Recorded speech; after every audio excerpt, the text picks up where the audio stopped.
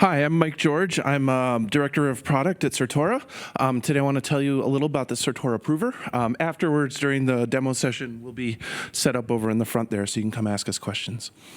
So what is the Certora Approver? Well, it's a tool for finding bugs in smart contracts. The way it works is developers specify the intended behavior of their contracts in our domain-specific language, which we call CVL. You can think of specs a little bit like unit tests, but they're much more powerful. In fact, I normally wouldn't say infinitely more powerful because it sounds like hyperbole, but in this case, you would need an infinite number of unit tests to replace a single rule, so it's justified. And the prover will then take these specifications and the contract implementations and check that the contracts obey the properties. And the nice thing is it checks that they obey the properties in all possible cases. So the approver will consider every possible configuration of your storage variables and every possible inputs to the method calls. And this sounds like magic, and it kind of is, and it builds on decades of research in formal verification, both from academy and industry. So I want to take a second to tell you how our formal verification approach is different from fuzzing. So it's similar in the sense that both take a code and a specification and give you, try and find bugs. With fuzzing, you generate an example, you run the example, and if you're lucky, it fails, and then you've found a bug or a violation. If you're unlucky, it passes, and then you go and generate another example and run that example, and so on, and eventually you've run lots and lots of tests. You get some confidence that you couldn't find a violation, and that can take a couple of days.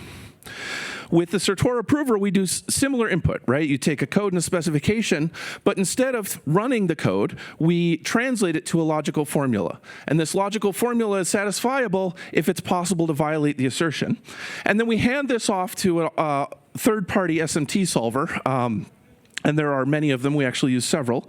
And it can give us one of three answers. It can give us what's called a model, which says, here are values of variables that will cause this assertion to fail. And then we can turn that into a concrete example of a transaction you can do that will violate the properties.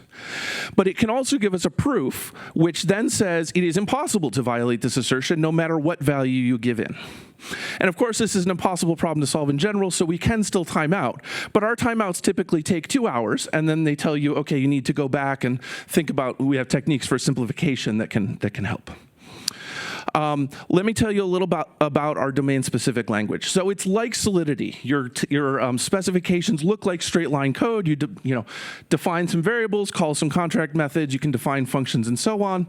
Use require to specify the preconditions. Assert to describe the correct behavior. But it has a lot of other features that are very useful that go beyond what Solidity can do. So you can reason about arbitrary values. I already mentioned this. If you just declare a variable and don't define it, the prover will try every possible value. And I already mentioned that we try every possible value of storage variables as well.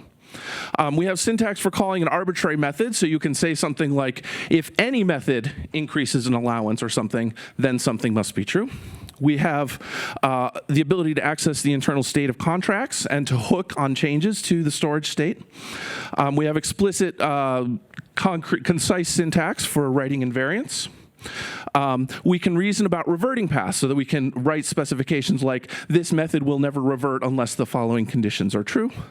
And we can even rewind storage to a previous state so we can consider different hypothetical situations, right? So if I run this transaction, but then I roll it back and instead run add a permission and then run it again, I should get the same answer, things like that.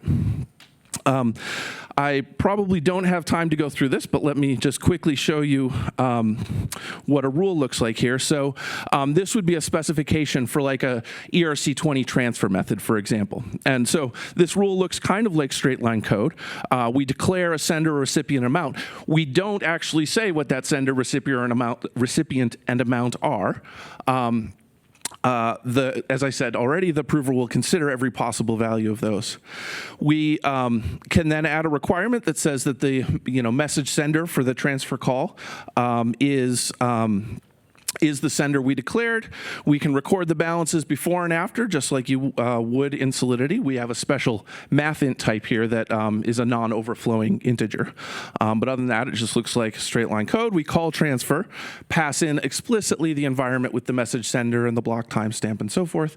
And then we write some assertions. We assert that afterwards the balance went down by the given amount, and the balance of the sender went down, the balance of the recipient went up. So this is an entire specification. We can run it through the prover, and the prover will say, oh, actually, this is violated.